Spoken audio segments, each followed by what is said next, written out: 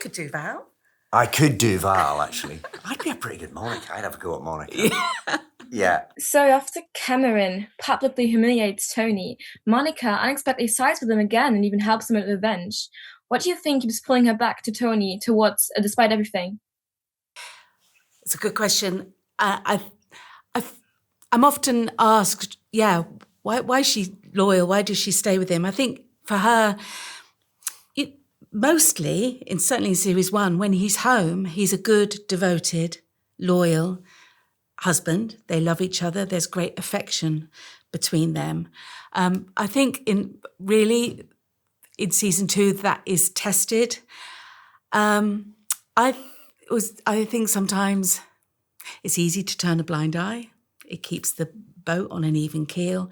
I think sometimes it's easy to avoid the confrontation of difficult feelings, difficult scenarios. And sometimes it serves people better to live with compromise than to do what perhaps all of us are crying out for her or someone to do. So she's got lots of reasons why it is easy to stay. But I must say in this series, those are tested. They are very tested, yes. Yeah.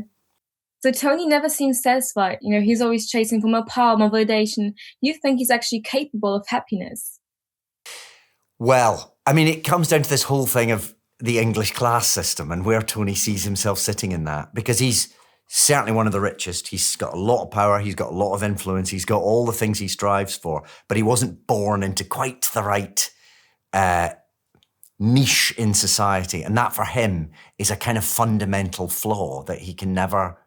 So there will always be more to conquer. There will always be more people that he has to have one over on. He has to clamber to the top of the pile. But at the end of the day, he's still not quite the aristocrat that he wants to be. And that's, I think, what will continue to drive him, that sense that he can never quite win, that there's never quite enough. There's always someone else to destroy in the hope that will finally satisfy him. I wonder whether he can ever be satisfied. Yeah, but do you think, even after everything he's done, he would deserve the satisfaction of just, being happy after, he hurt so many people? Well, that's a very interesting moral question. Do we ever deserve happiness, especially if we mistreat people to get there? Probably not, really. But I don't think he thinks morally. I think he just feels the need to succeed. There's a slightly psychopathic element to Tony. I think Gilly, who created the character Gilly Cooper, and also, our brilliant team of writers, Dominic Treadwell-Collins, they have been so brilliant in maintaining, the nuance of even Tony in his awfulness being likeable, and somehow people still can root for him. And, nobody is an out-and-out monster, even though they are monstrous often. Yes, I think that's the thing with all these characters. They're very... There's a lot of facets to all of them. Yeah, so just like your character's relationship in Rivals, a lot of those are messy, toxic, and emotionally chaotic. What do you think pulls the audiences to dynamics like that? I guess we all recognise bits of ourselves in all those characters, the flaws, the inconsistencies, the jealousies, the passions. People playing out what perhaps you wish you could. Yeah. I think that's why these characters have persisted, that's why the books have been so popular for so long and why it works as a TV series, because it's about the kind of mess of the human condition and where we all are within that, and the need for whatever it is you need in that moment, and what sex does to that, and what power does to that, and what humiliation does to us all. And although these characters might not be like us on face value,